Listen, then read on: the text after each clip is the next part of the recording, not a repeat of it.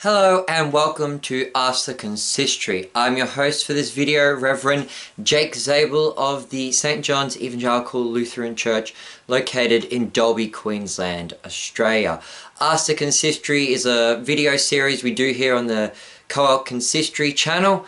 This is where we answer questions regarding different topics. And today's topic I wanted to address was communion on Good Friday. Yes or no?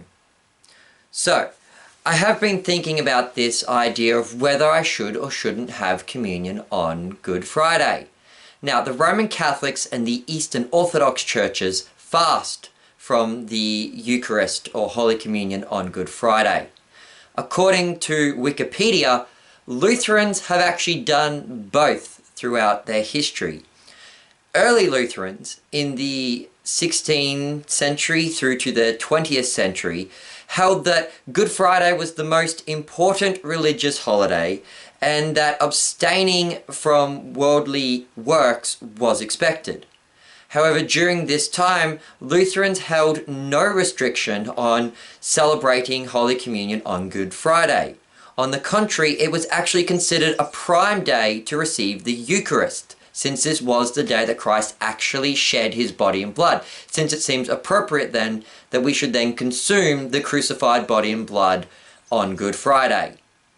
However, modern Lutherans have gone a little bit different, and there's been a bit of a large sweep of combining Maundy Thursday, Good Friday, and the Holy Saturday Easter Vigil service into essentially one large service broken up over 3 days. This thing known as the 3-day liturgy has them celebrating the Lord's Supper on Maundy Thursday, but then fasting from the Lord's Supper on Good Friday and Holy Saturday. And then instead you don't celebrate Holy Communion until Easter Sunday morning. So historically, Lutherans did hold that Good Friday was a prime day to have communion, while modern Lutherans have tended to fast from communion on Good Friday.